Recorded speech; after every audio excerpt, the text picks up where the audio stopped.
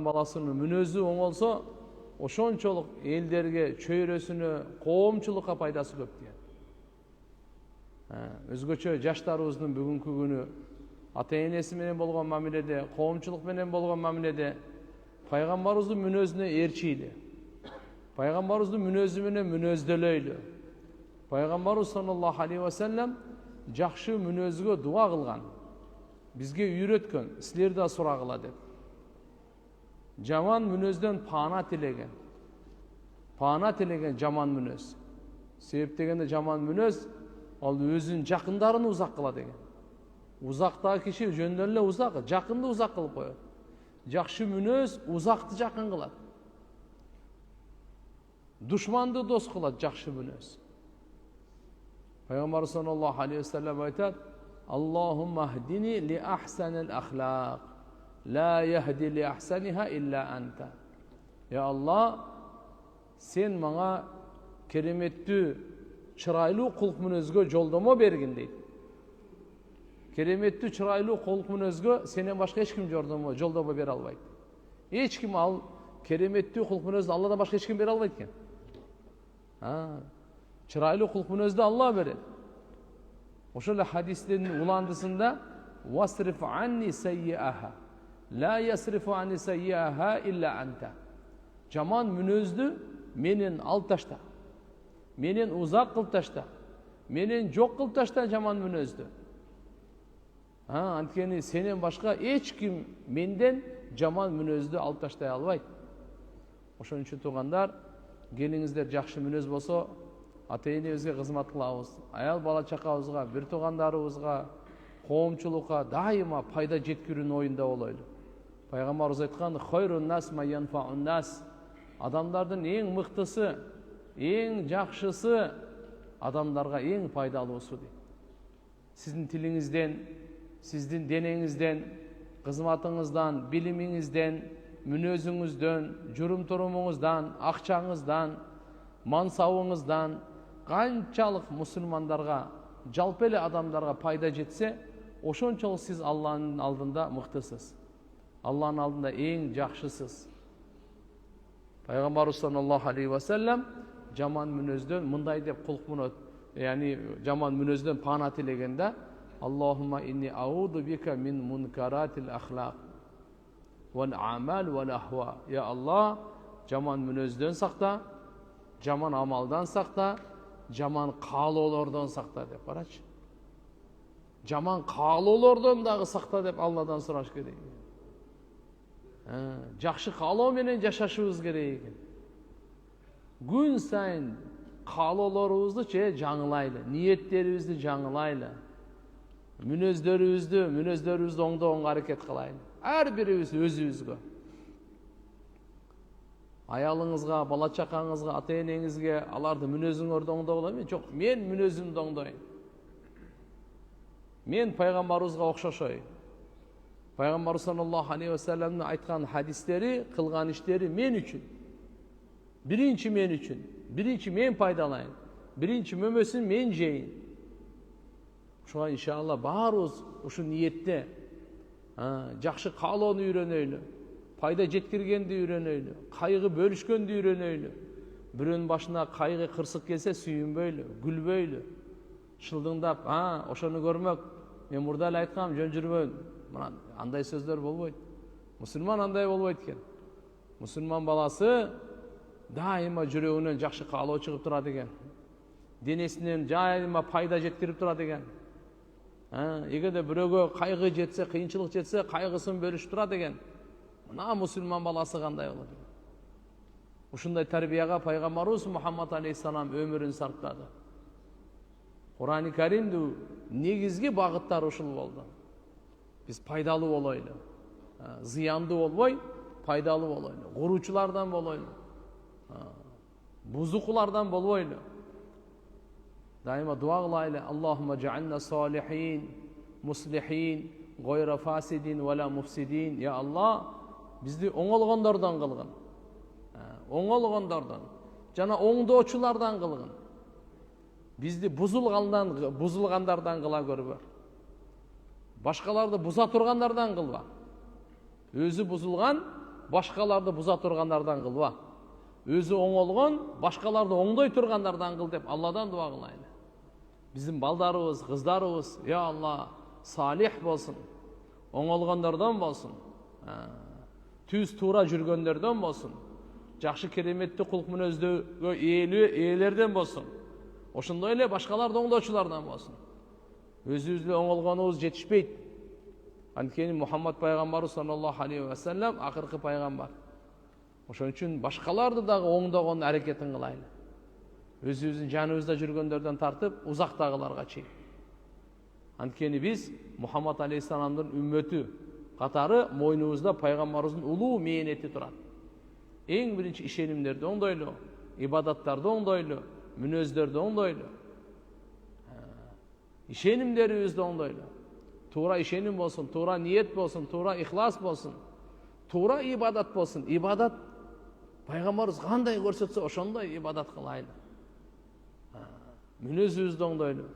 Жараткан Алла субхана ва таала баарыбызга өзүнүн мухаббатын, пайгамбарыбыздын мухаббатын, бардык мусулмандардын мухаббатын насип кылсын. Амин.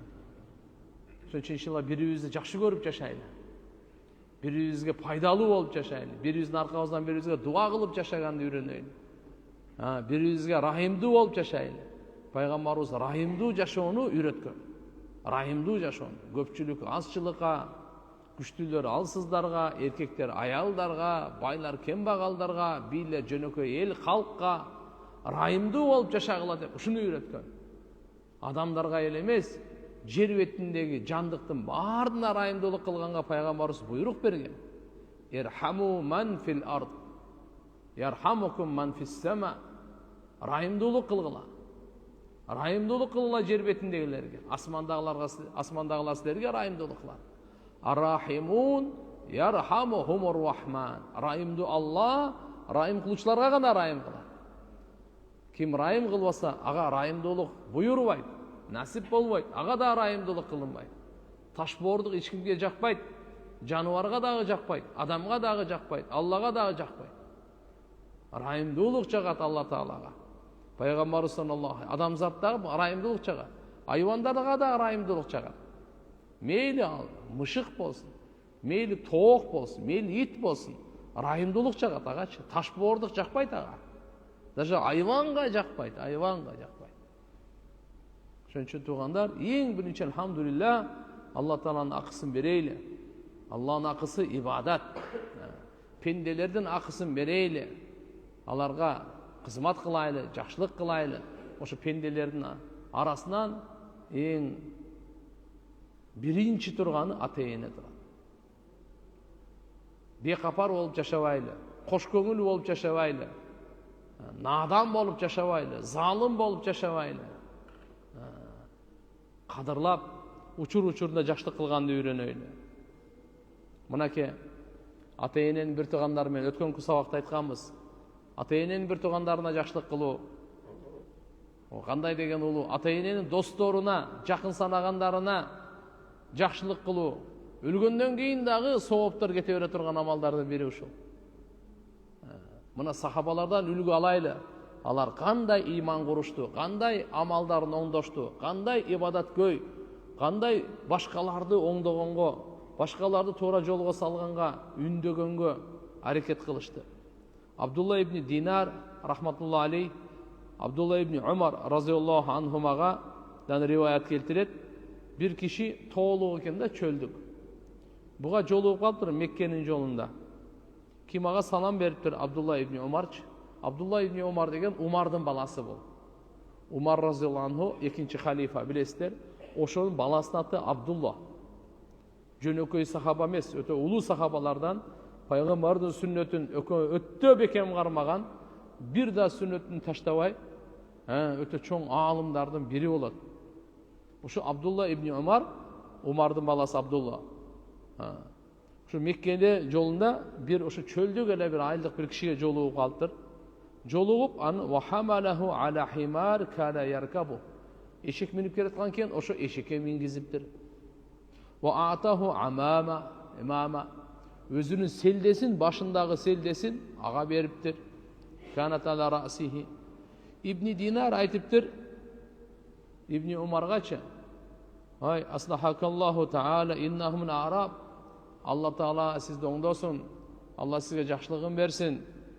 Бұл кичинекей нерсеге эле разы болот эле, сиз ушунча чоң сый көрсөттүңүз буга. Башыңыздагы селдени бере бердиңиз. Минген улооңузга отургузуп койдуңуз. Десе, бұл не дейт айтайынбы? Умар ибн Хаттаб разияллаху баласы Абдулла айтат, бұл киши атам менен жакшы мамилеси бар эле дейт. Атам бұл кишини жакшы көрөт эле дейт. Карачы, атасы өтүп кеткен Умар разияллаху. Атасы жакшы көргөн киши, атасы мамилелеш жакшы адамдарды аларды таштабай, мына ислам динибиз мени үйрөтөт. Ошолор менен дагы мамиле кылып тургула деп атат. Атаңдын достору бар, атаң жакшы көргөн кишилери бар. Мыналар менен ошолор менен да мамиле кылып тургула деп. Ошондой эле бирөө апасы өтүп кетти. Апасын жакшы көргөн туугандары бар. Алардын достору бар. Каттоон үзбөй, мына маселе кандай дейт. Себеп пайгамбар саллаллаху алейхи ва саллям айткан дейт. Мен уккамын пайгамбарыбыздын айтканын. Инна абаррал бир силатул валад ахли вудди абихи дейт. Мынакей. Жакшылыктын эң жакшырагы баланын жакшы мамиле кылуусу атасын жакшы көргөн кишилери менен. Атасы жакшы көргөн, ушу атам жакшы көрөт эле, мен да ушуну жакшы көрөйүн. Атам менен жакшы мамиле кылат эле, мен да ушу менен жакшы мамиле кылайын деген ушул жакшылыктардын эң жакшысы экен. Бала не только атасын эле унутпайт, атасын дагы көргөн жакшы көргөндөрүн да унутпайт экен да. Эми кийинки тема тахрируху шадид саллаллаху алейхи ва саллям мин укукул валидайн. Ата-энеге тоң моюндук кылуунун кесепети, бактысыздыгы, кордугу натыйжасын угабыз. Ким ата-энесине тоң моюн болуп, какшатып, аларга тажатып, акыры ата-энеси балалыктан кече берип, бул кызым менин кызым эмес, бул бала менин балам эмес дегенге чейин жеткирген, ушуну укук деп коет. Акул валидайн. Жаман нерсе бул. Ата-энеси ак кылып берген. Абу Бакр радияллаху анху риваят кылат, пайгамбар саллаллаху алейхи ва саллям мындай деген экен да. Ала унаббиукум би акбарил кабаир. Мен силерге кабарын берейинби? Чоң күнөөлөрдүн эң чоңу. 3 жолу айтыптыр, саласан, 3 жолу. Ала унаббиукум би акбарил кабаир. Ала унаббиукум би акбарил кабаир. Кабар берейинби силерге? Чоң күнөөлөрдүн эң чоңу кайсы экенин билгиңер келеби? Айтайын ушуну деп пайгамбар 3 ирет айтты дейт. Что биз баарыбыз кулагыбызды ачып, көңүлүбүздү буруп, уга тургандай кылып. Ошон үчүн кайра кайталап атат. Сахабалар айтышты, "Бала, айтыңыз о Алланын элчиси, сөзсүз" деп жооп беришти. Пайгамбарыбыз айтты: "Ал-ишраку биллахи таала ва укукул валидайн." Алла Таалага ширк келтирүү жана ата-энеге ак болуу деди да мына. Жараткан Алла субхана ва тааlanın алдында чоң күнөөлөрдүн эң чоңу ширк экен туугандар. Чоң күнөөлөрдүн дагы чоң күнөөсү ширк экен. Ал эми пенде инсандарга эң чоң күнөөсү кайсы экен десеңиз, ата-энени какшатуу, жамандык кылуу, ыза жеткирүү. Ушул туугандар чоң күнөөлөрдүн эң чоң экен. Аллага байланыштуу, пенделерге, махлукка байланыштуу. Аллага байланыштуу Алланын укугунан эң чоң күнөөлөрдүн чоңу бул ширк. Пенделерге байланыштуу чоң күнөөлөрдүн эң чоңу ата-энеге мынакей ыза жеткирүү, ата-энеге ак болуу дейт. Wa kana muttakiyan fajalasa faqal ala wa qawl az-zur ala wa shahadat az-zur. Пайгамбарыбыз жөлөнүп отурган экен. Ушинтип айтыпчы. Андан кийин өзү түздөнүп отурду дагы айтты. Уккула деди. Жалган сүйлөгөн, жалган күбөлүккө берген, андан кийинки эле күнөө ушулар экен. Жалган сүйлөгөн дейт. Караңыз, пайгамбарыбыз ааламдан жалган сүйлөгөндү жок кылыш үчүн келген. Жалган күбөлүккө өтүүнү жок кылыш үчүн келген. Ата-эненин урматын коюш үчүн, Аллага ибадатты тургузуш үчүн пайгамбар саллаллаху алейхи ва салламдын дүнүйө келген максаты ушул эле. Адамдар райымдуу, бири-бирине боорукер, бири-бирine пайдалуу, бири-бирine кичпейил болуп, зулумдук кылбай, бири-бирine бой көтөрбөй, бири-бирine жамандык кылбай жашасын деп, ушундай таза жашоону Аллахтын тарабынан алып келген. Таза жашоонун жол жоболорун бардыгын пайгамбар саллаллаху алейхи ва саллям алып келген туугандар. Мына не деп атат? Фамазала юкаррируха хатта кулна лайтаху сакат. Пайгамбарыбыз кайра-кайра кайталай берди да, кабардар, жалган сүйлөгөндөн сактангыла, жалган күбөлүк өткөндөн сактангыла деп айта берди. Сахабалар айтат, эми токтотпойбу? Коркуп калышты да буларчы.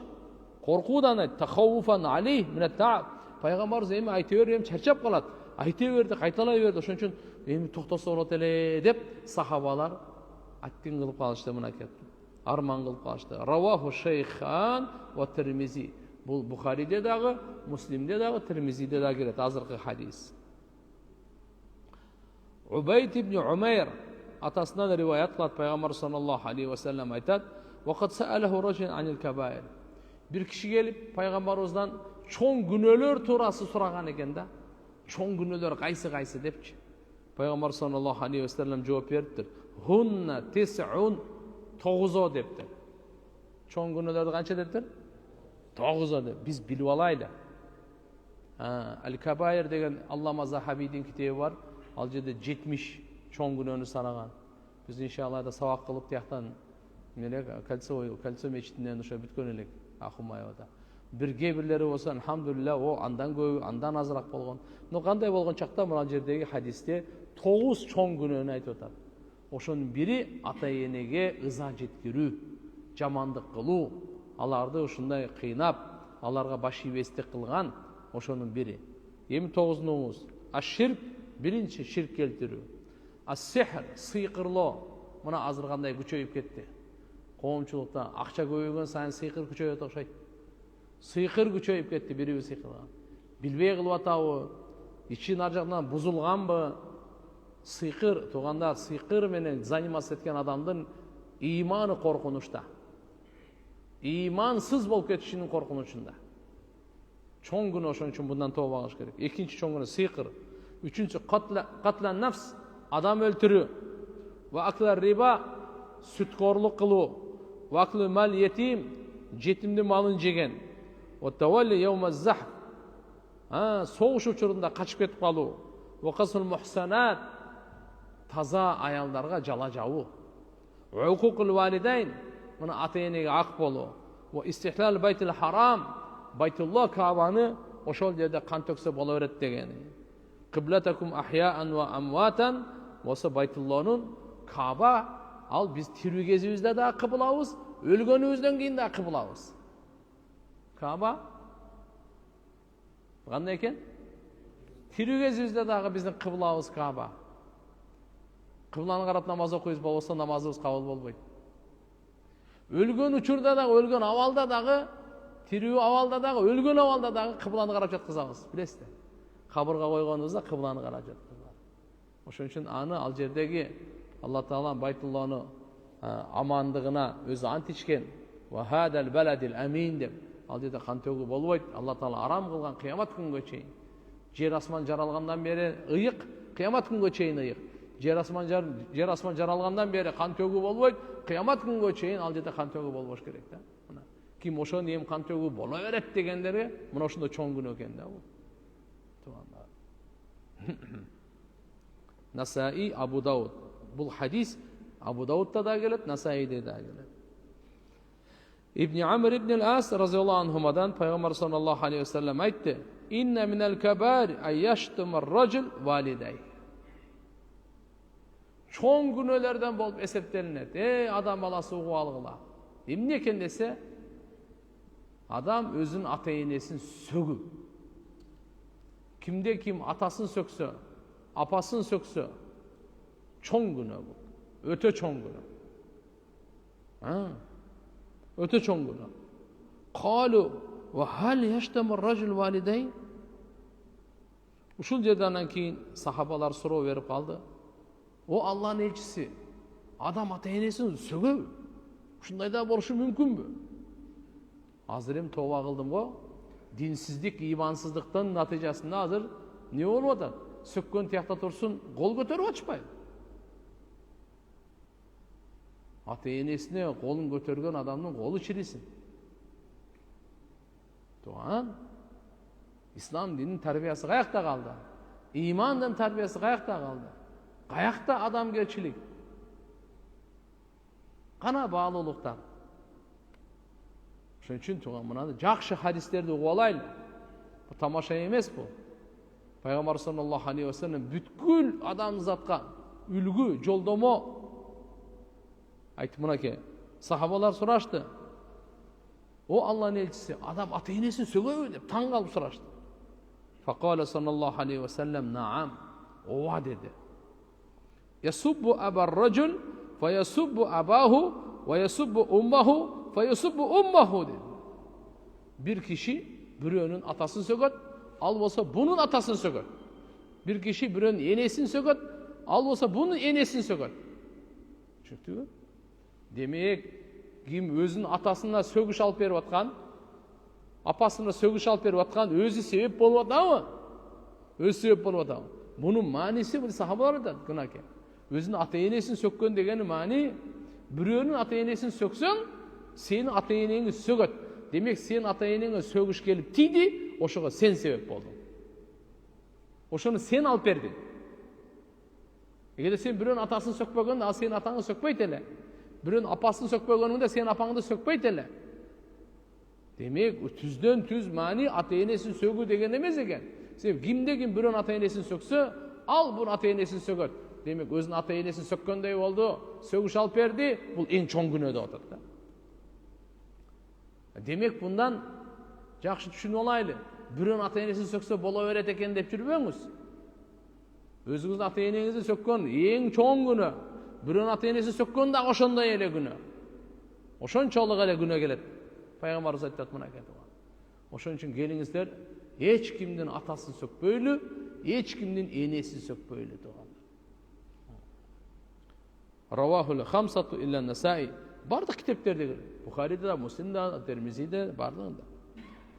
فلما تسبب الرجل في شتم أبيه كتب عليه وزر أنه شتم أباه وهكذا كل من تسبب في فعل فهو كالفاعل في الخير والشر. إيه مغوانمız.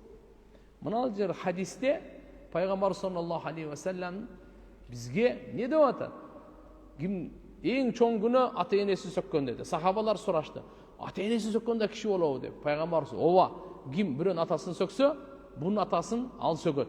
Ким бирөөнүн энесин сөксө, бунун энесин ал сөгөт. Демек, өзүнүн атасына, энесине сөгүш алып берген киши өзү баштап, өзү себепчи болдубу?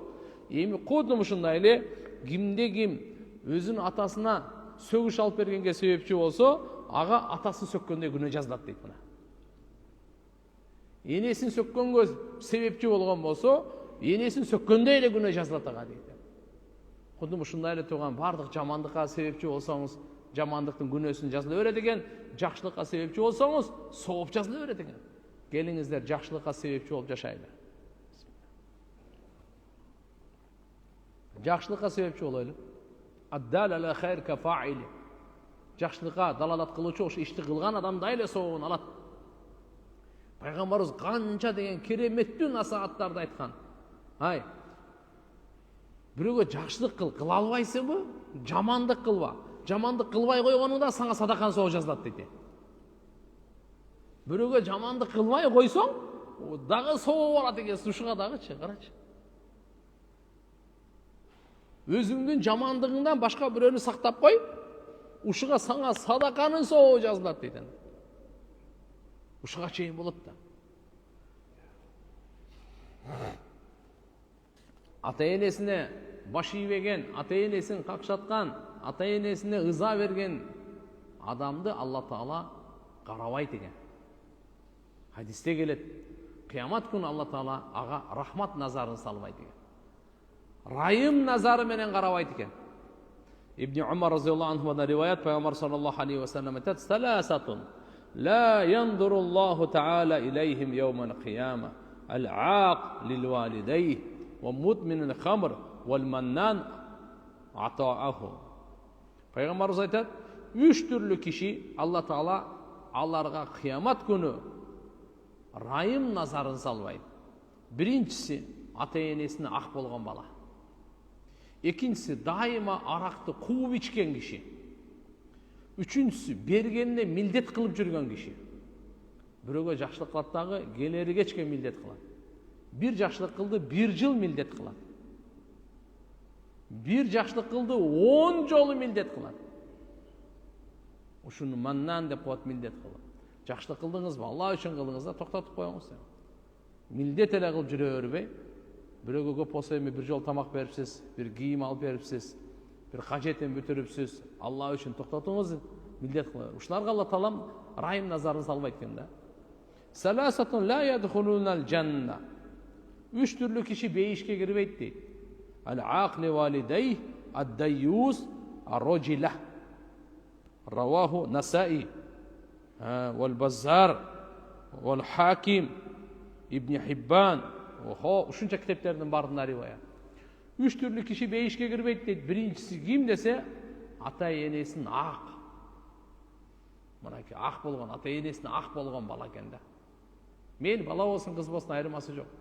Демек ата энеге жамандык кылба, аларга ыза жеткирбе, алардын көңүлүн оорутпа. Биринчиси, экинчиси дайюс. Дайюс деп өзүнүн үй бүлөсүн күнөөгө түрткөн. Кайратсыз. Кайратсыз, кызганбаган адамды дайюс деп коет. Мына ушу дайюс экинчиси бейишке кирбейт дейт. Өчүнчүсү роджила дегени эркекке окшогон аялдар. Өзүн өзү эркек балдарга окшотуп жүргөндөр. Кыз болсун, келин болсун, аял болсун айырмасы жок, өзүн өзүн эркекке окшоткон. Табигый жактан Алла субханаху ва таала кээде анча-мынча эркектерди кичине бир мындай не деп коет, нежный деп коебуз го. Мулайым кылып, жумшагыраак кылып, ушундай кылып жаратып коет. Ошондой эле кээ бир аялдарды кичине мындай кополураак, ушундай бир жаралып коет. Бул табигый. Анда эч проблема жок.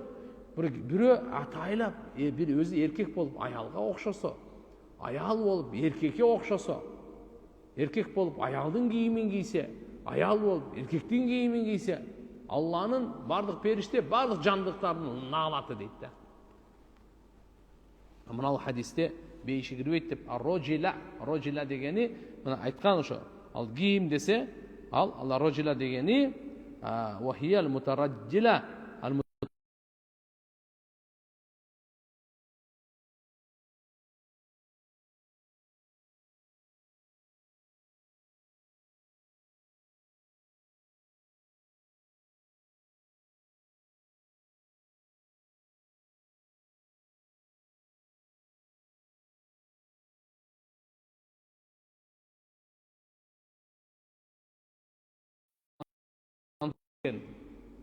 Адам вал-ак алли-валидей, ата энесине ак болгон бала.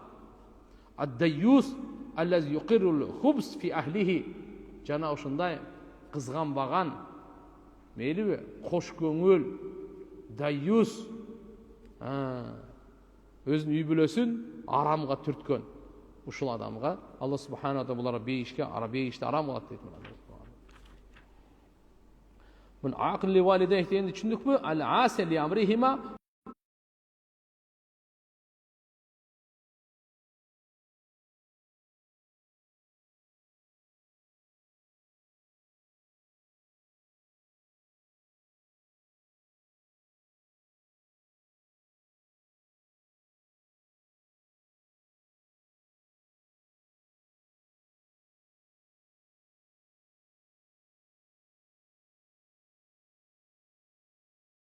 Ата энеге алдында Алла тыйы салып атат. Уф деп айтпаган. Ла тақуллахума уф. Бул жерде алымдар айтат. Уф деген дагы болбойт ата эне алдында. Бул бирок максаты ар бир сөз же иш ата эненин жүрөгүнө ыза жеткире турган, ошого Алла таалам тыйы салып атат. Кайсы сөзүңүз жүрөгүн оорутса, ренжитсе, капа кылса, кайсы ишиңиз жүрөгүн ренжитсе, капа кылса, оорутса, мына ошонун атын уф деп кетет туугандар. Ушуну кылбагын деп айтат. Кылбагын деп айтат.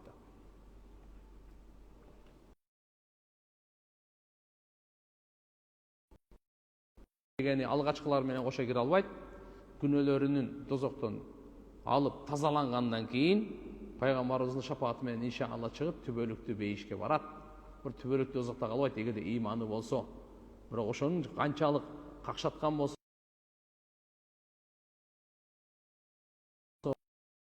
сактасын, амин. Үчүнчүсү, ата-энесине ак болгон бала бейиштин жытын жыттабайт дейт. Абу Хурайра разияллаху анху риваят бар, пайгамбар саллаллаху алейхи ва саллям айтат: "Юраху рихул жанна мин масирати 500 ам, ва ла яжид рихуха. Ва ла яжид рихаха маннан би амали, ва ла акун, ва ла мудмину хамрин" дейт. Табарани. Бейиштин жытычы 500 жылдык сапардан, 500 жылдык ушундай сапар аралыгынан, расстояниядан, чакырымдан жыты келип турат экен да, бейиштин жыты. Деди мындай да, ана жерде бир атыр болсо, атырды азыр кайерден жыттанасыз? 1 метр, 2 метрден жыттайсыз да, туурабы? Бир атыр себенип келди, жакшы атыр себенип келди. Мүмкүн 1 метр, 2 метр, ладно, 5 метрден жытта. Ошончолук келер, 10 метрден келер. Я. Жо саныйда бир ит өлүп калган же ошо кайерден келет ал? Көп болсо мына жерден да. 500 жылдык сапар. Элестетиңиз. 500 жылдык сапардан ошо аралык ушунча узактан бейишти жыты келип турат экен. Пайгамбар саллаллаху алейхи ва саллям айтат: "Амалына милдет кылган, ата-энесине ак болгон, дайыма аракты кууп ичкен, ушу 3 түрлүү киши ошо жытты жыттабайт" дейт. Кара, урматтуу мусулман бир тууган, эгерде бейиштин жыттын жыттаганын кааласаңыз, кылган жакшылыгыңызда милдет кылбаңыз. Ата-энеңизге ыза жеткирбеңиз. Арактан тооба кылып таштаңыз аны. Болду аны. Жабир разияллаху анху айтат, пайгамбар саллаллаху алейхи ва саллям бир жолу чыгып келип айтты: "Я машарал муслимин, эй мусулмандардын жамааты, иттакуллах василу архамакум, фа иннаху лейса мин саваби асра мин силатир рахим." Алладан корккула, күнөөлөрдү таштагыла, туганчылык мамилени бекем кармагыла, анткени туганчылык мамиледен дагы тезирээк бериле турган сооп жок. Ва iyyakum вал баги, зулумдукту таштагыла. Адам баласына зулумдук кылганды таштагыла, андан сактангыла. Анткени лейса мин уқубати асра мин уқубатил гай. Адамга зулумдук кылсаңызчы, ошодон дагы тезирээк жазасы кайта турган нерсе жок экен да.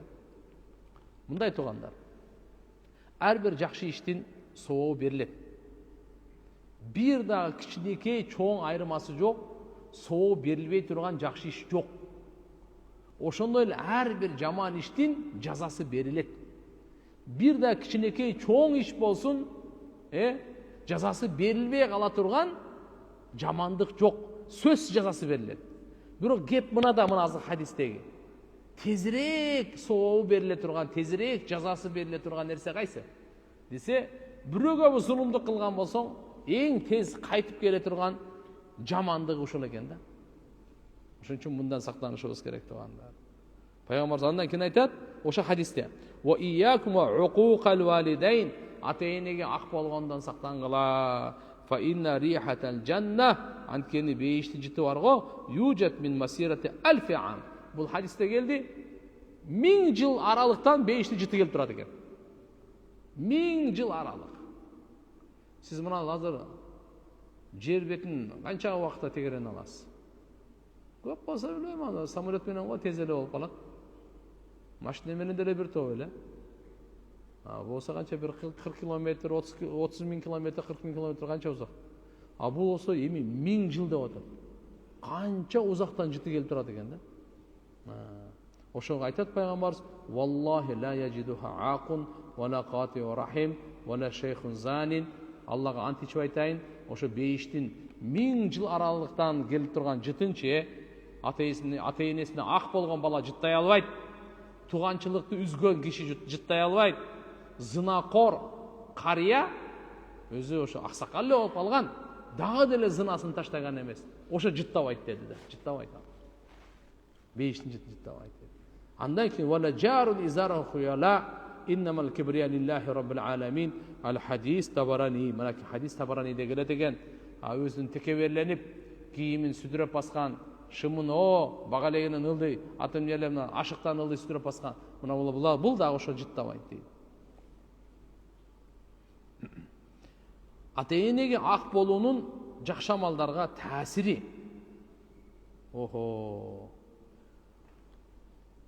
Амр ибн Мурра Жухани разияллаху анху риваят кылат. Bir kişi Peygamber sallallahu aleyhi ve selleme gelip mınday dedi. Şahittu en la ilahe illallah ve enneke Resulullah ve sallaytul khams ve addaytu zakata mali ve sumtu Ramazan.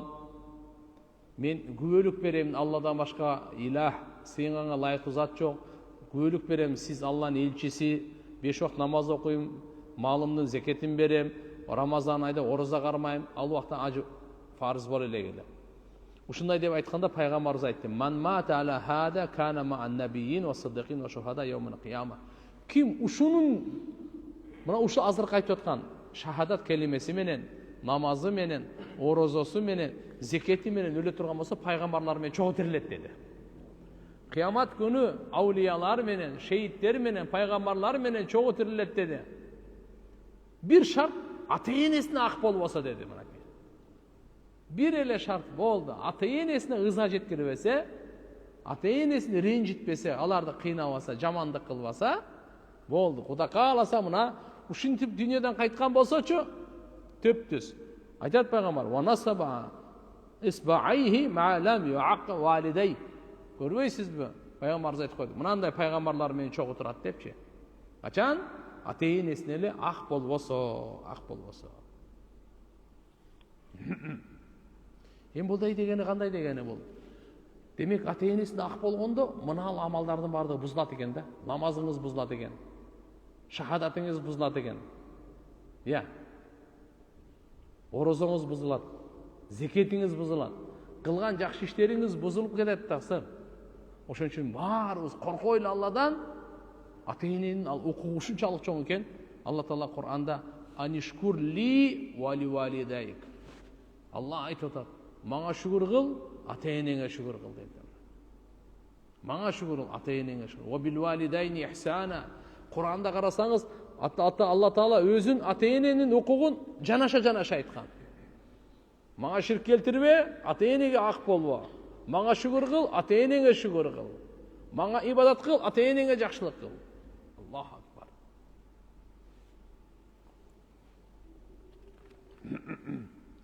Пайгамбар саллаллаху алейхи ва салламдын дуасы болгондо дагы тескери дуасы.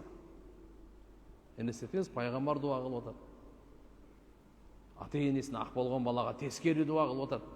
Каяктан бактылуу болот бул бала? Абу Хурайра разияллаху анху риваят пайгамбар саллаллаху алейхи ва саллам айтат: "Рагима анфуху, сумма рагима анфуху, сумма рагима анфуху." Ошо мурду топуракка сүрүлсүн. Бул дегени өтө кор болсун деген дуа да. 3 жол айтты. Кыйла ман я Расулуллах. Ким деп пайгамбарыбызга суроо берилди. Пайгамбарыбыз каргыш айтып атат. Мурду топуракка сүрүлсүн, кор болсун деп. Сахабалардан суроо болуп атат. Я Расулуллах, ким деп. Пайгамбарыбыз айтты: "Ман адрака валидайхи индал кибар, ахадахума ау килайхима, сумма ла ядхул жанна." Ким ата-энесин жоос экөөнүн бирөөсүн карылык учурда таап, аларга кызмат кылып бейишке кирбей калса, ошол кор болсун, мурду ышкалансын топуракка деди да. Түшүнүктүбү? Эми мына жерде айткан индал кибар кепти кулак салыңыз пайгамбардын хадисине. Ата-эне карыган учурда дейт. Жаш учурунда көбүнчө ата-эне баланын кызматына муктаж болбойт. Ата күчүндө өзүнүн ишин өзү кылат. Эне күчүндө өзүнүн ишин өзү кылат. Путу колу бар, тияк бияка сүйлөй алат кылган. Сиздин кызматыңызга муктаж эмес. Көбүнчө мына пайгамбарыбыздын хадисинде айтып атканда, индал кибар, карылык учурунда сиздин колуңузду карап калганда, сиздин кызматыңызга муктаж болуп калганда, мейли экөө тең, же экөөнүн бирөөсү болсун, бирөө дүйнөдөн кеткен болсун, айырмасы жок. Ошондо буларга кызмат кылып бейишке кире албасаңыз, Алланын райымынан үзүлүңүз. Бактысыз болуңуз деген сөз да, жаман да. Bunun mааниси кандай? Тескерисин алганда, туугандар, ата энеге кызмат кылайлы, өзгөчө каарылык учурда, муктаж болуп калган учурда. Кызмат кылсаңыз түптүз бейиштин эшиги ачык. Кызмат кыласыз, кызмат ошол эшик да. Ар жагы эле бейиш. Кызмат кыл, кирип кете бер.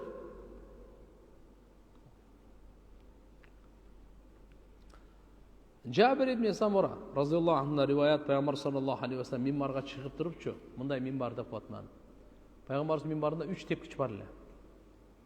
Чыгып туруп амин деди. Дагы чыкты, амин деди. Дагы чыкты, амин деди. Пайгамбар саллаллаху алейхи ва салламдан кийин сураганда, "Эмне үчүн бул амин дедиңиз? Не себептен?" деген пайгамбар айтты, "Атани Жабраил, Жабраил периште келди." Пайгамбарга көрүнүп турат эле, сахабаларга көрүнбөй турат эле. Ошончо пайгамбар айтат, "Жабраил периште келди, айтты, ey Muhammad деди. Кимде ким ата энесин экөөнүн тең, же экөөнүн бирөөсүн каарлык учурда таап кызмат кылбаса, бейишке кире албаса кызмат кылып, мына ошол Алланын райымынан үзүлсүн деп Жабраил периште дуа кылып атат, пайгамбарыбыз амин деп мөөр басып атат да, элестет эмес. Экинчиси, менин атым аталып туруп, мага салават айтпаса, ошол Алланын райымынан үзүлсүн деди эле Жабраил периште, пайгамбарыбыз амин деп койду. Пайгамбар саллаллаху алейхи ва саллям амин.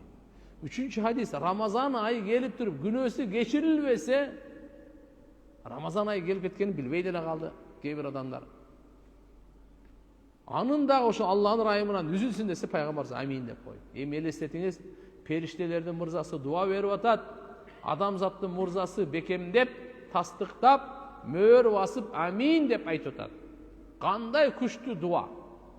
Будан биз сабак ала турган нерсе, тууган ата эне экөөнү же болбосо бирөөнү айырмасы жок, кызмат кылып, бейишке кирип калайлы.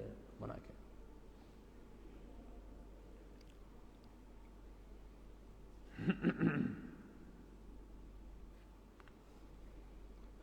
Кур'андагы осият ата энеге жакшылык кылуу боюнча. Кур'анда Алла субхана ва таала мындай дейт: "Ба'дауду биллахи минаш шайтанир раджим, ва вассайнал инсана бивалидайхи ихсана. Хамалату уммуху курха, ва вадa'атhu курха, ва хамлуху ва фисалуху 30 шахра.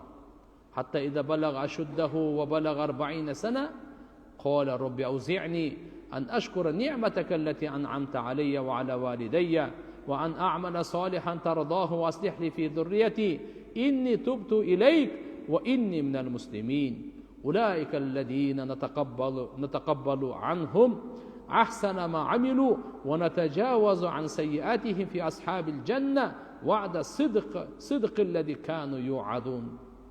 Allahu akbar, ne деген керемет аят. Алла Таала Кур'анда айтат: "Ва вассайнал инсана бивалидайхи ихсана."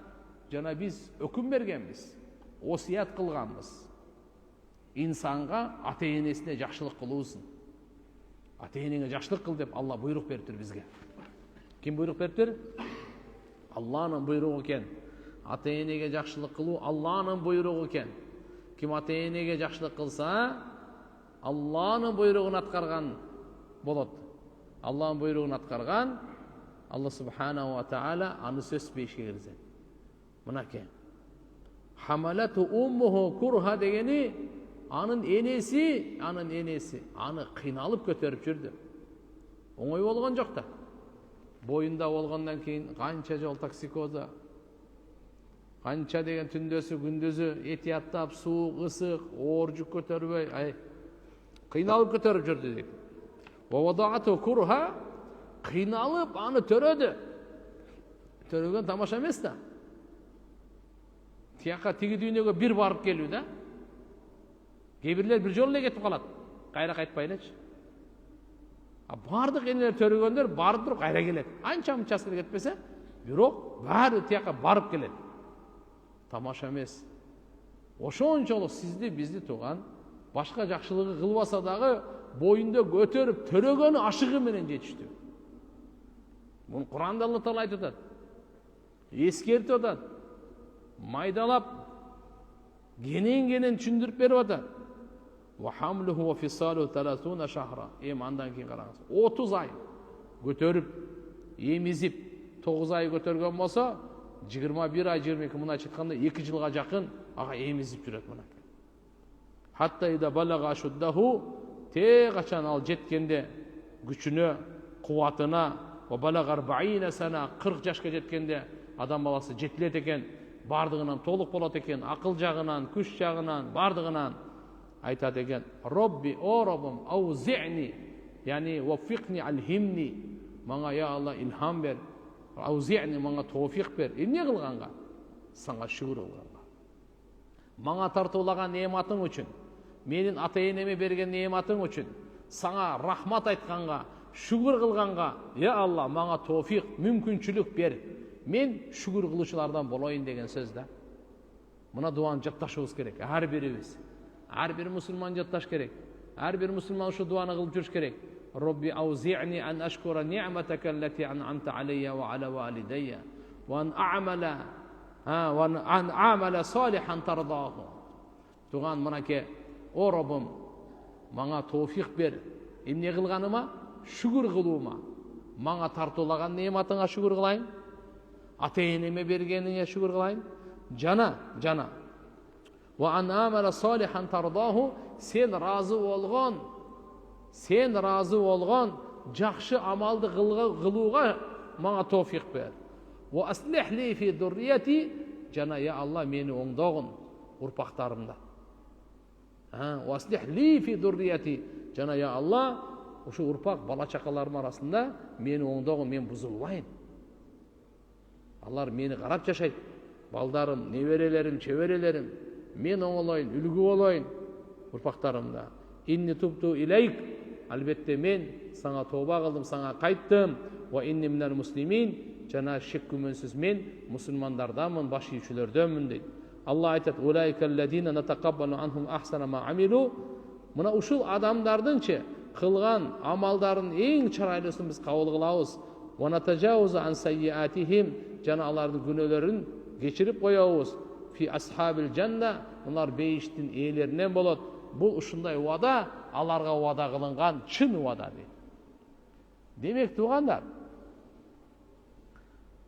мына жердеги дуага көңүл бурайлы. Кандай гана сиз неемат көрсөңүз, же уксаңыз, же сезсеңиз, ушу дуаны окуңуз. Робби аузини ан ашкура ни'матака аллати ан'амта алейя ва ала валидайя ва ан а'мала салихан тардаhu ва аслих ли фи durriyati inni tubtu ilayk ва inni minal muslimin. Я Алла, я Алла, мага товфиq бер. Эмне кылуума? Шүгүр кылуума. Я Алла, мага берген неематыңа шүгүр кылуучулардан кылайын. Ата-энеме дагы неемат бергенсиң. Ошолор болбосо мен дүйнөгө каяктан келмекмин? Ошондо олордун берген неематына шүгүр кылуучу. Жана өзүң, я Алла, разы болгон жакшы амалды кылганга товфиq бер деп. Алладан сурай турганыбыз ушу экен да. Күн сайын эртең менен сурайлы, кечинде сурайлы. Я Алла, сен разы болгон амалды кылганга товфиq бер. Сен разы болгон амалды кылганга товфиq бер деп. Алла кайсы сөздөн разы болсо, ошо сөздү сүйлөйлү. Кайсы иштен разы болсо, ошо ишти кылайлы. Кайсы амалдан разы болсо, ошо амалды кылайлы деген сөз деп турган. Мынакей. Жана урпактарым арасынан, я Алла, мени оңдогун, мен тилимди оңдогун, көзүмдү, кулагымды, оюмду, ниетимди, путу колумду, жашоомду оңдогун деп Алла Тааладан сурайды урпактар. Жана тооба кыл, я Алла, тооба кылдым деп. Кемчилдик, ката күнөөлөр кеткен болсо тооба кылдым, мен баш ийүүчүлөрдөн.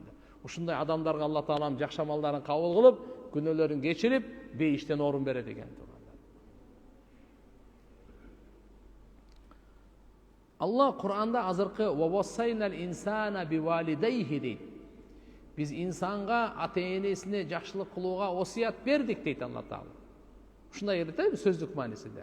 Osiyat verdik degen öküm verdik degen söz. Bu osiyatın negizgi manisinde aytat: "At-taqaddum ilal gayr bima ya'mal bihi muqtarinan bi vaaz." Ana. Bul degen vaaz, nasihat menen жақшы ошо амал ошо вааз насаат менен жакындатылган жакшы амалга, башкаларга, өзгөлөргө осият кылуу деп бизде мисалы керез деп коебуз. Бирок иншалла осияттын максаты өкүм. Бул кереметтүү аятта Алла субханала ва таала ата-энеге жакшылык кылууга кабарын берип атат. Буга көңүл буруш важип, толугу менен көңүл буруш керек, эч бир кемчилдиксиз дейт. Эч бир кемчилдиксиз. Ушул жерде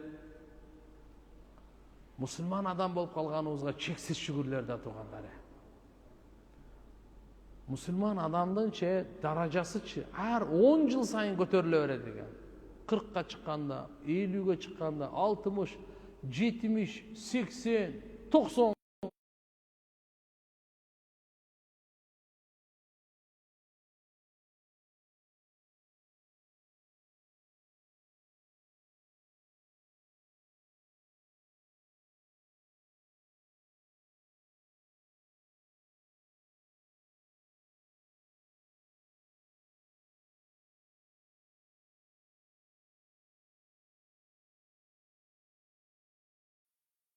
Таатында жеткен да бул.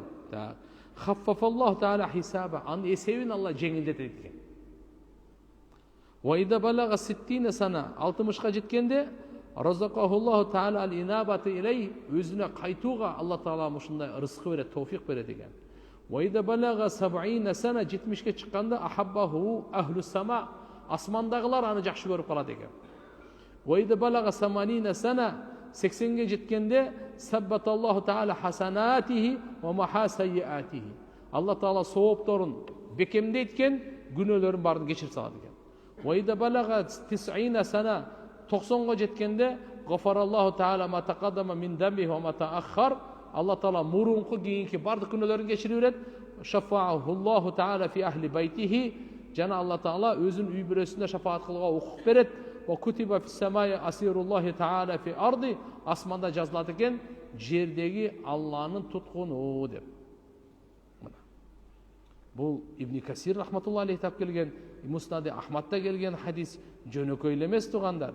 Демек, мусулман адам карыган сайын 40 жаштан өтүп, буга Алланын тарабынан сыйдын үстүнө сый, урматтын үстүнө урмат көтөрүлүп кете берет экен. Аз кийинки хадистерди дагы айтып беребиз кандай экен. Буда кереметтүү чоң куш кабарлар бар, улуу пайдалары бар. Демек, мусулман адам ибадатта, таквалыкта күчөйө бериш керек экен, жалкоолонбой, чарчабастан, анткени бул жердеги иш өтө серьезный. Файнал амр жад, ман жадда важада. Ким менет кылат, ал сөзсүз табат дейт.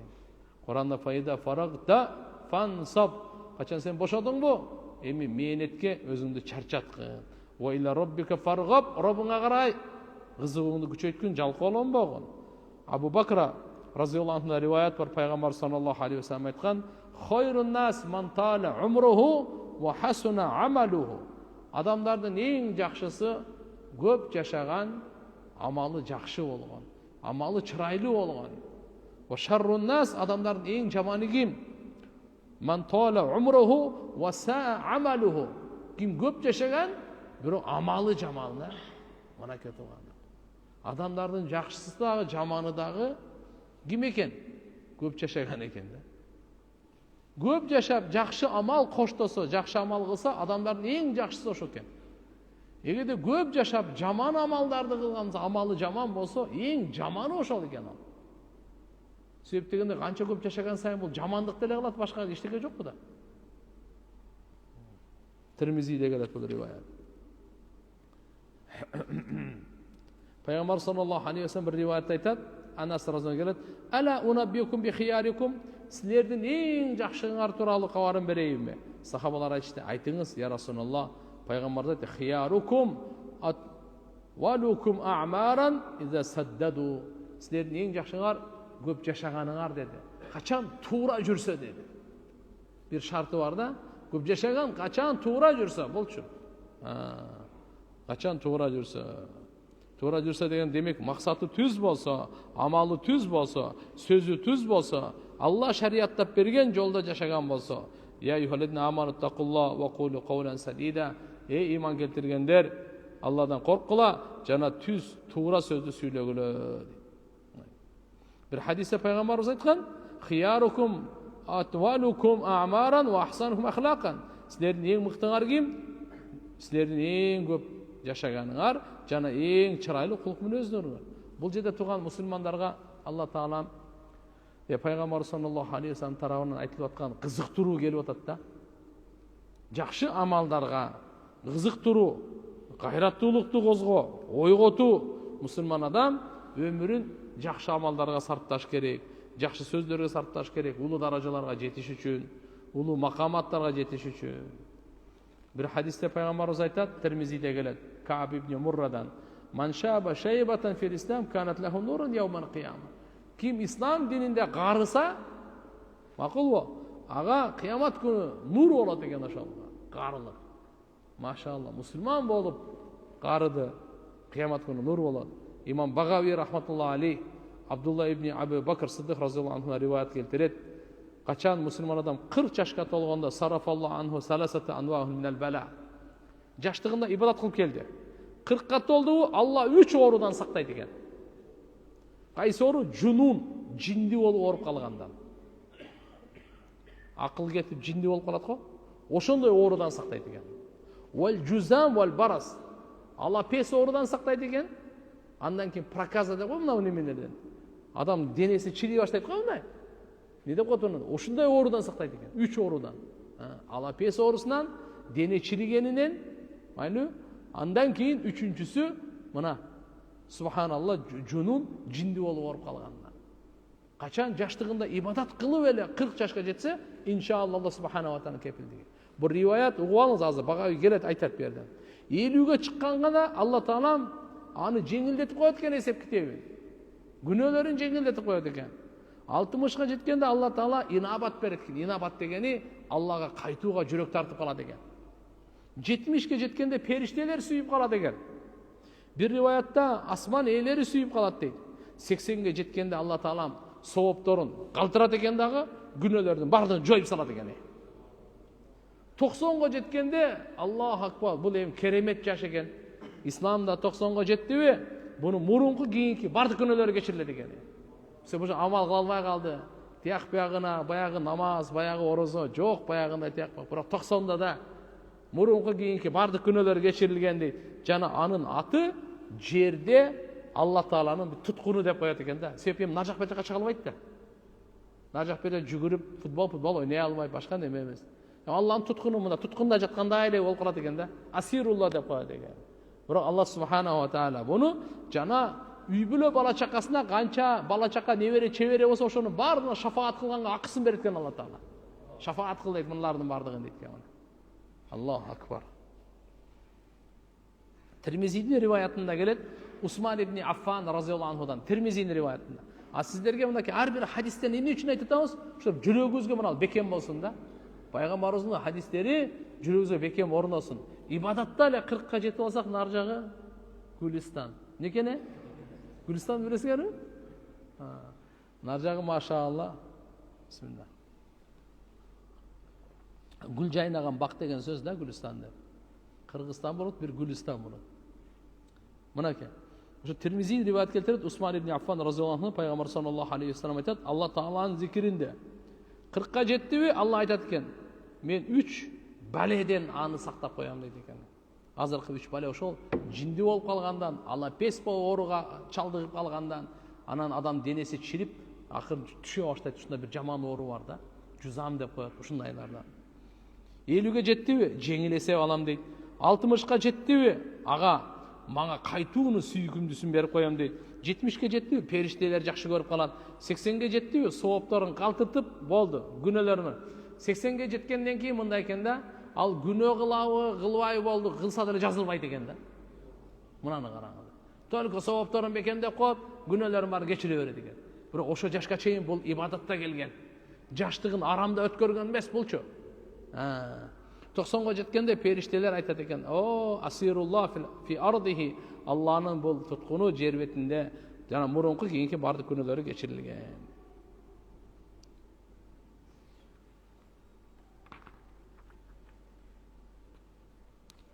Суроо жоопко өтө берели, убактыбыз болсо да Кудай кааласа улантабыз. Алла Таалам баарыбызга товфик берсин. Ошон үчүн иншалла мына жаштар көбүнчө кайрылуубуз. Ул кыздарыбыз дагы жаштардан алхамдулилля. Жаштыкта адам өзүн кармап калса, өтө чоң ийгиликтин алдында. Құдай сақтасын, жаштығында бұзылып кетсе кийин. Ошон үчүн иншалла мына жаштыкты текке кетирбеш керек. Эч качан текке кетирбеш керек. Бисмиллахир-рахманир-рахим. Акыр заман хадистерде Дажжалдын сыпаттары айтылат. Анын мааниси кандай? Мисалы сүрөттөп айтып бериңизчи. Дажжал бул жалганчы деген, менмин деген аферист, менмин деген жалганчы. Дажжал деп буну, каззаб бул. Бул сыпаттары көп айтылат, акыр заманда келет бул. Бул Дажжал бир көзү көр, бир көзү жүзүндөй болуп чыгып калган. Пешенесинде капыр деп жазылган. Бир көзү көр дегени мындай сыланып калган көр. Масих Дажжал деп коет ошончо мунучу. Бул дүйнөдө өзү 40 күн турат. 40 күндүн ичинде тополон калат. Bunday fitne alamda tarihinde bolgan emes da. Bardıq paygambarlar özünün ümmetini Dajjaldan eskertken. Biroq bizim paygambarımız Dajjal boyunca kenin aytkan. Даже paygambarımız aytkan, her bir namazdan keyin salam bererden burada 4 nerseden pana tilegile degan. Allahumma inni a'udhu bika min adabi jahannam ve min adabil qabr ve min fitnetil mahya vel mamat ve min şerri fitnetil masihid dajjal. Ya Allah, meni qabr azabından sakla, dozoktun otundan sakla, ölüm yaşaunun fitnesinden sakla, Dajjal'din fitnesinden sakla degan duanı paygambarımız öğretken. Sebep paygambar sallallahu aleyhi ve sellem'din ошол zamanında kıyamet gününe çeyin paygambar. Uşul учурда келет да. Дажжалды İsa пайгамбар өлтүрөт. Бул 1 жыл 40 күн турат. Биринчи күнү 1 жылга бара бар, экинчи күнү 1 айга бара бар, үчүнчү күнү 1 аптага бара бар, калган 37 күн биздин обычный эле күнгө окшош да. Дажжалдык ушундай.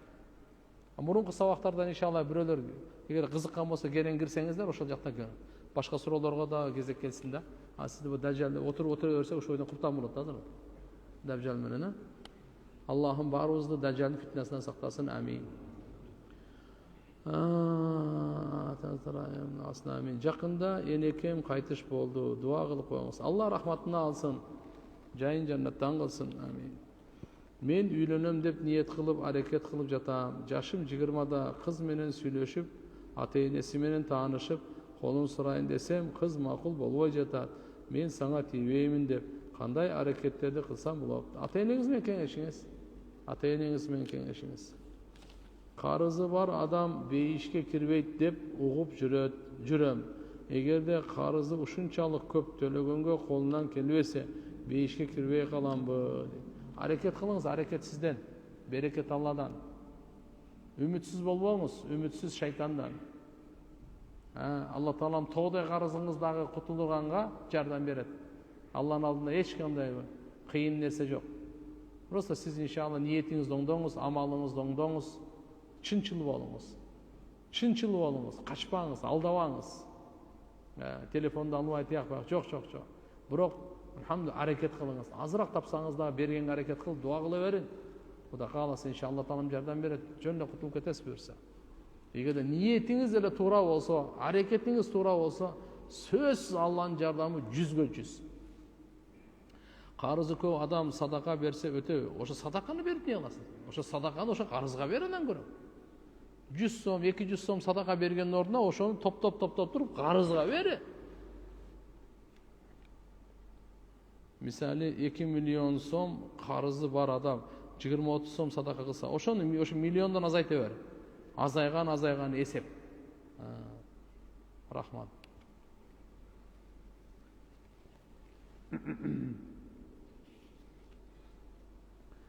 Assalamu alaikum. Balam 2 жаш, 3 ай болду. Эмизе берсем болобу? Эмизе берсем арам болбойбу? Канча жашка чейин эмизсе болот? Өзү 2 жылга чейин. Wal walidat yurdi'na awladahunna hawlayni kamilayni. Kur'anda Allah Taala айтат, энелер балдарын эмизет 2 жыл толук. 2 жыл толук. Hawlayni kamilayni. Ага чейин сүттөн чыгып кетсе проблема жок. Бирок эме деп турса, анда 2 жылга чейин эмизиш керек, анын акысы бар. Аны мисалы ар кандай кылып туруп, ыйлатып, кордоп, эмизбей коюп болбойт, анын акысы ал. Бирок 2 жылга чейин. Ошол. Андан кийин 2,5 чейин эми мындай уже макрулоо өтүп кетет ушечи. макруга өтүп кетет. Бизде кээ бир жерлерде эми кандай десем 2,5 чейин уруксат макрусу менен деген жерлер келет да. Андан кийин уже болбой калат. Ошон үчүн баланы акырын азыр мисалы 2 жаш 3 ай болуптур, акырын эмеден чыгарыш керек уже болду. Акыңы эми бүттүң эми деш керек да. Туурабы? Болду эми эл катары жаша деш керек да.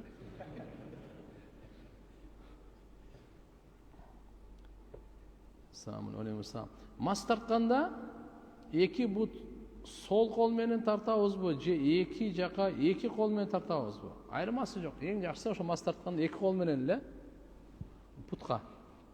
Мына 3 манжа бар го. Толугу менен тийиш керек. Кээ бирлер мындай кылып тартат, учу менен болбой калат. Көрдүңүзбү? Мен кандай. Мындай кылып мас тарткан болбой калат. Үчөөнү жаткызасыз дагы кичине жылдырып коесуз, бүттү. Чүктү? Жарым сантиметр. Үчөөнү турат. А бул менен мына 3 манжа. 3 манжа. 3 пальцы. Полностью. Чүктү? Үчөөнү мындай менен тартып коесуз. Эгер ыңгайсыз болуп калса, же оң кол ооруп, же сол кол ооруп калса айырмасы жок. Бир кол менен да тарта берсеңиз деле болот. Главное экөөнө мас тартылыш керек. Намазда канча сүннөт бар устаз? Эми намазда ар алымдар ар канча санаган. Көбүнчөсү мынакей 21 сүннөт. Нур-ил Изахта 50ден ашып кетет. 51, 53гө чейин чыгып кетет. Кээ бирлер сүннөт жана мустахабтарда кошкон неме кылып берген. Кандай болгон чакта дагы бирок общий бир көбүрөөк ошо 21гө токтойт. Мен эжемин баласы балалуу болушпай жатат. Ошого мени төрөп бер деп жатышат. Эгер төрөп баламды берсем күнөө болобу же сообу дагы барбы? Жок, сообу бар. Эгер төрөп баланы машалла Алла Таалам берген перзент, бала багып алуу деген исламда бар. Бирок аны чакырыгы кимдин баласы дегенде өзүнүн атасы аталат. Сооптуу иш. Ата эненин батасын алуунун пайдалары кандай? Оюмча азыр айтып койдук го дейм сабакта бар, Ушу сабактан башынан аягына чейин көрсөңүз, иншалла бардыгын түшүнүп аласыз. Иншалла ата энелердин дуасын пайдасын алган кандай экен. Ийгиликтин бардыгы, жакшылыктын бардыгы, жеңиштин бардыгы, эки дүйнөнүн бактылыктын бардыгы, курсанчылыктын бардыгы ата эненин ак батасын алууда. Менин байкем үзүрлүү болуп, өйдө төмөн сүйлөп калды. Аялы кеткенине 2 жыл болду. Эми эрге тийип жатат. Бирок талак берген эмес. Байкем аялын билбей калган. Нике өтөбү? Буну эми карап туруп, ошол жерде мына муфтиятка кайрылсын. Жосо кээде сот деле чечимин чыгарып туруп, никеси жок деп чыгарат. Ошодон кийин иддааны өткөзүп анан кийин турмушка чыкса болот. Эми азыр бул эми ойдусу тияктак акыл өзүнүн жайында эмес. Бирок фасханика хула кылса болот да, мындайча айтканда, ал акысын талап кылып, ошол аялы өзүнүн турмуштан ажыраганга укугу бар.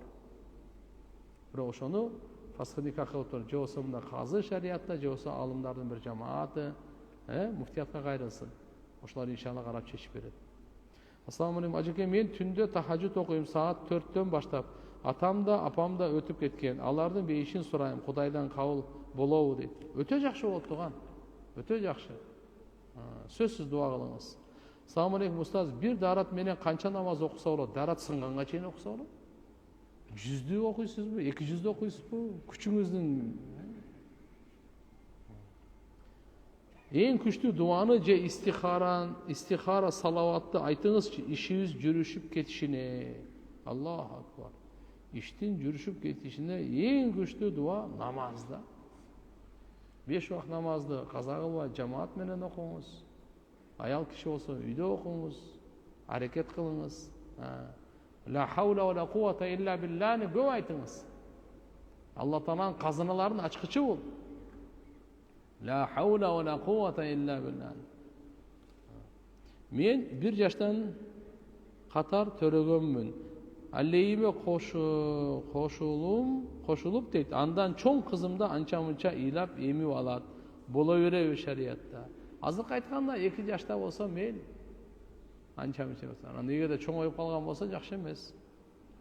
Гос садикте иштесе болобу, повар болуп, адал тамактарды киргизгиле деп талап кылам. Болот?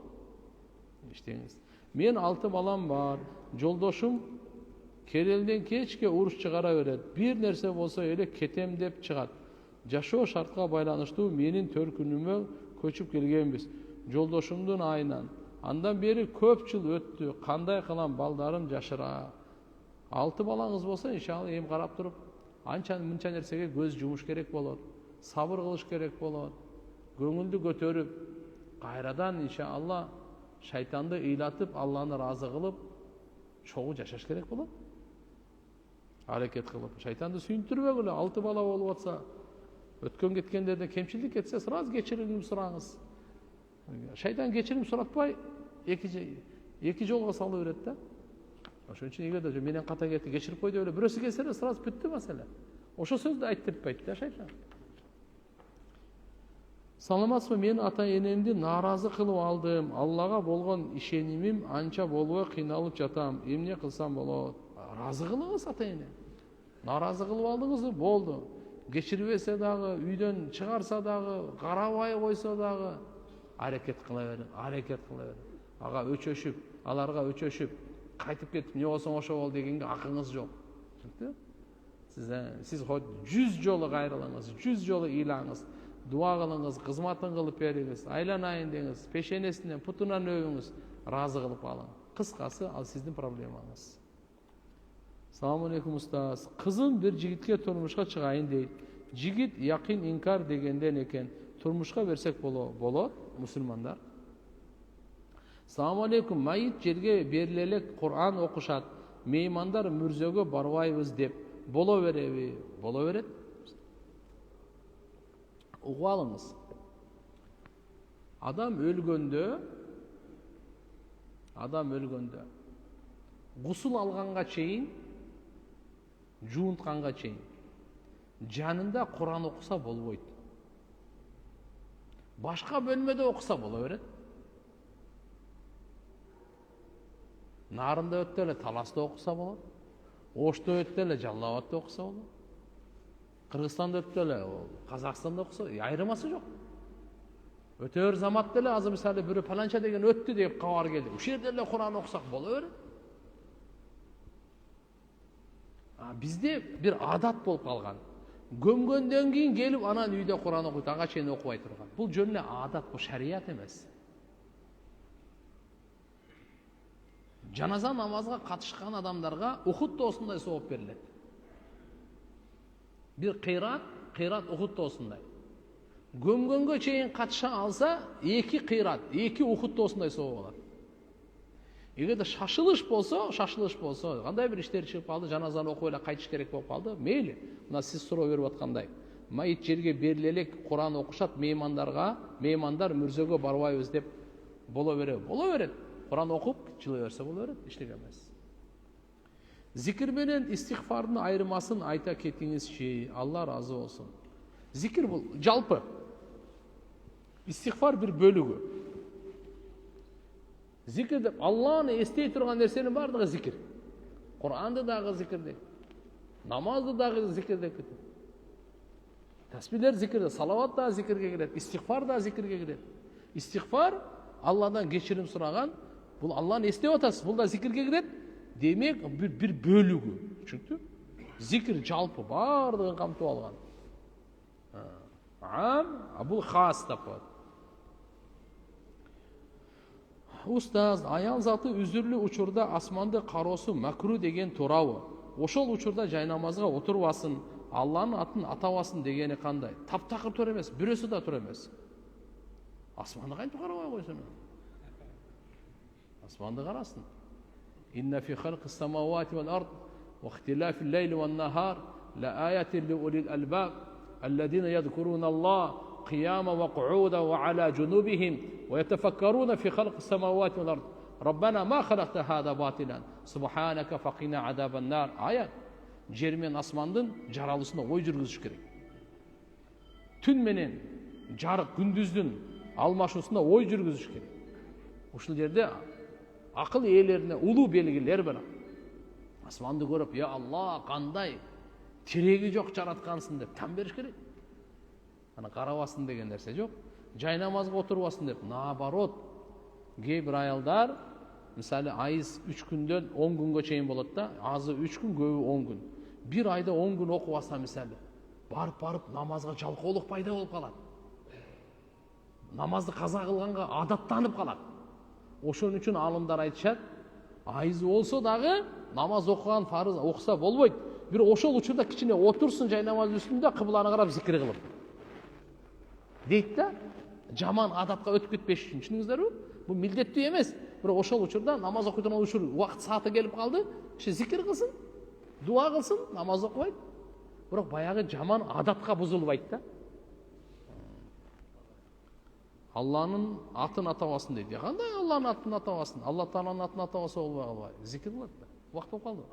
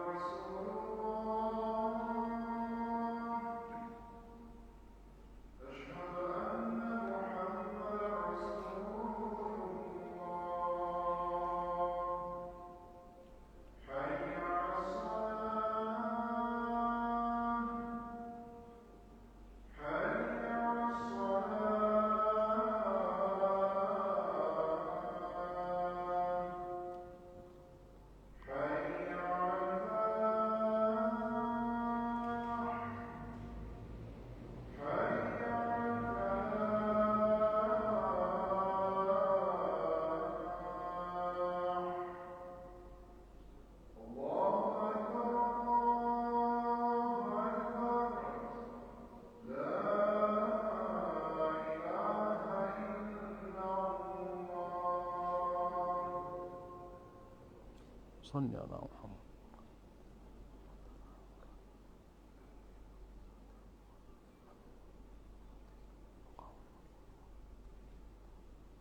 عفو والعافية في الدنيا والآخرة. Vaqt var hocam bu. Umut var o. Эгерде аялы башка жака кетип иштеп жүрүп, башка эркек менен жүрүп кетип, интим болуп калды да. Азгырылык болуп кетти. Анан аялы келип, биринчи күйөөсү менен нике окуп жашаса болобу? Аябай өкүнүп атат. Анткени башка жактагы эркек сүйүп калыптыр. Азыр коркуп жашап атат аял. Астагфируллах ату билlah. La ilahe illallah, la ilahe illallah. Андар ислам дини таза дин, уяттуулуктун дини, ата тегин, урпагын ойлогон дин да. Мынандай көрүнүштөр адамды өкүнтүрбөй койбойт. Түптүз өзүн дозокко салып бергенге менен барабар да. Шайтандын азгырыгы менен утурумду кумарын кандыруу боюнча мынакей кетип. Никеси бузулбайт күйөөсү менен, бирок арам кылгандыгын күнөөсү өзүнүн мойнунда болот. Тооба кылсын, ыйласын, истигфар кылсын. Башка эмне деп айтабыз ага? Адам тозокко да киргиси келбесе, бейишке да киргиси келбесе, негизи эле жашагысы келбесе эмне болот? Шайтандан болот да бул. Жашагысы келбесе, жок, андай бул туура эмес да. Бул демек баардык нерседен шайтан акырын үмүтсүз кылып койгон да, жок. Муну кыжалат болбош керек, бул зикирди күчөйтүш керек. Зикирди ла илаха иллаллахны көп айтсын, аузу биллахи минаш шайтанир раджим, ла хаула ва ла куввата илля биллахны кадимкидей көп айтыш керек. Анан кетет бул жаман шайтандык жаман ойлор, таасирлер, азгырыктар бардыгы жок болот. Ушу зикирдин күчү менен. Намазды үйрөнгүчө кагаздан окуп намаз окуса болобу? Намаздын сыртында үйрөнө бериңиз. Намаз учуру келгенде ошо сырттан кагаз менен үйрөнгөн болбой калат. Биз үй алдык, үйгө кирерде мурун Куран аяттарын телефондон коюп тазалап болобу? Же сөзсүз өзүбүз окушубуз керек, өзүңөр окушуңар керек. Үй алдыңызбы? Үйүңүздүн төрт бурчуна аят курсун окуп коюңуз. Абдурахман ибн Ауф разияллаху анху ушундай кылат эле. Пайгамбардын сахабасы үйдүн төрт бурчуна аят курсун окуп койду. Аят курсы бул крепость, бул коргон. Өтө күчтүү коргон. Шайтан коргот бул. Ошон үчүн чын жүрөктөн окуп неме алса, Кудай кааласа сыйкыр, пыйкыр, майда чүйдөлөрдүн баардыгы. Чачтыкына менен боесо болот. Мен түшүмдө көрүстөндөй эле жүрө берем. Анан каза болгон адамдар көп кирет. Эмне себептен? Бул жакшы нерсе. Өлүмдү эстеген, өлүмдү көргөн, күнөөлөргө тооба кылганга мүмкүнчүлүк берилет. Ахиретке даярданганга мүмкүнчүлүк берилет. Таат ибадатты күчтөндүрүүгө мүмкүнчүлүк берилет. Пайгамбарыбыз айткан: "Зуру кубуракум", кабырларыңарды зыярат кылып тургула. Силерди ахиретке эстетип турат дейт. Кабырда өлүмдү эстеген, өлүмгө даярданган акылдуулук. Өлүмдү унуткан, өлүмгө даярданбаган келесоолук. Устаз, махыр деген бул кыргыз тилинде калың деген экен. Менин үйүмдөгүлөр кыз тараптыкка калыңды беришсе, эмне үчүн нике окуп жатканда молдо кыздан махырга не сурайсың деп жатат. Мен ушуга түшүнбөй жатам. Махырга эмне сурайсың эмес, биз давно чечип койгонбуз деп эле айтып кой молдого, эмне болот? Болду. Уже ортодо менен келишип чечип койгонбуз деп койгон. Махыр 10 дирхамдан азы 10 дирхам бизде. Ханафи мазхабта 10 дирхам. 10 дирхам билесизби канча бул? Где-то 2000-2500 сом да. Андан жогору кетип берет. Бирок махры Фатима деп коет, Фатима разыйаллаху анха энебиздин махры. Берекелүү.